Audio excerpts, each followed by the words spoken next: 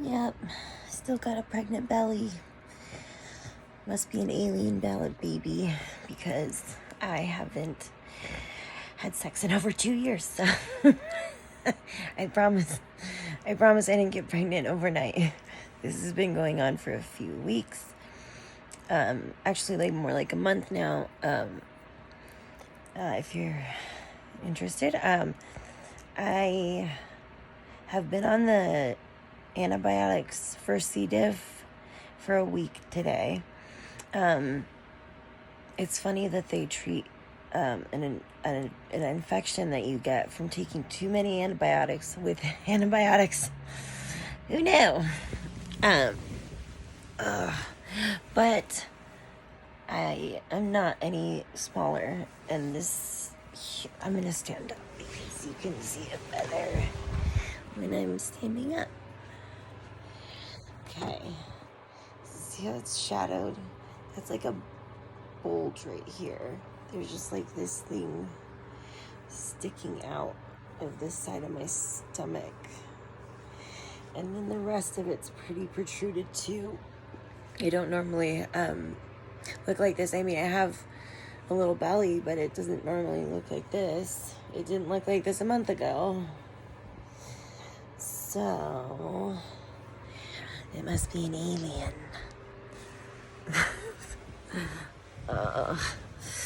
But because this C. diff is so contagious, even if it is just through fecal matter, which is, if I was sharing a bathroom with somebody, that would be a problem. I'm not.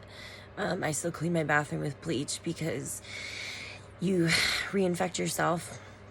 You can reinfect yourself with C. diff, and it'll just keep going. If you didn't clean everything with bleach and washing your hands like crazy, like just all the time, washing your hands all the time. And so because of this situation, one, I couldn't do my infusions last week. I'm autoimmune. I have a lot of autoimmune disorder. I have a lot of issues with my autoimmune disorders. I am on a treatment that is an infusion that I get every 4 weeks. I have an immunosuppressant treatment medication, and I do that every 4 weeks. I was supposed to do it last Thursday, on the 20th, and I couldn't get them because I'm on this medication because I have C. diff. So I actually have to, I'll finish the antibiotics on Wednesday, and that 2 weeks from then can they start doing just anything about anything. Apparently, like, they can't figure out anything else going on in my stomach. They can't look at the hernia that's in there. They can't I can't get my infusions. Like, there's just it's gonna and it's gonna push me off my infusions for at least 3 weeks. So it's almost coming up. I'm just missing this treatment for this month. I'm just not gonna get it. I'm just not gonna get treatment this month. That's how it looks. And or it's just gonna throw off my whole infusion schedule, which whatever. But but it also just sucks because my body's hurting a lot, and my body's hurting a lot from the infection anyways, and so then now not being able to get treatment and like other things are hurting that weren't before, and I'm just worried about how bad it's gonna get in a week or two when I haven't had treatment. I'm already flaring up. This is some kind of flare up. So even though, I guess not, because I did go on clear liquids for a week and it didn't change at all. And I've been on bland food since, and it's not changed at all. So, so that's a little update. I just started doing this, in case people, had some of the same stuff going on. I want to do some some advice videos about like what to do when your stomach flares up, even if it doesn't always work. At least I was able to tell the doctors I tried these other things, even though they still can be callous and sympathetic. I like to be able to, I try to do anything possible I can at home, because going to the ER is always an issue, especially now, and most of the time they send me home and I find out in like weeks later that it was something, it's something serious and they need to do something about it. Like, they should have tested me for C. diff. I have a history of it.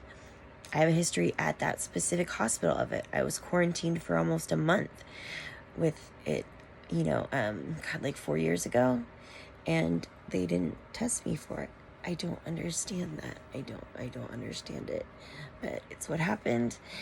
And so, yes, I've been on those antibiotics for the C. diff for a week now, and I'm not any smaller. Like, it's still really big, and this bulge it feels bigger to me. Like, I don't know, it feels bigger, but I don't know if maybe the other swelling's going down and it feels, I don't know.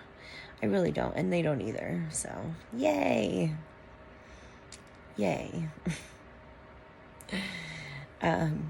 But yeah, if your stomach's flaring up, if you're having, I guess that's something I need to put together. I just know when I have a flare up in my intestines, some things that I do are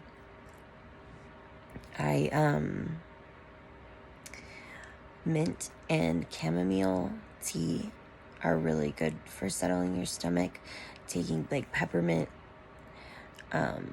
like gum or peppermint, I had these really cool little like beads. They were like tiny little beads, and but they were all just peppermint essence, and they would like pop in your mouth, and it was just straight peppermint, and that stuff it worked really good.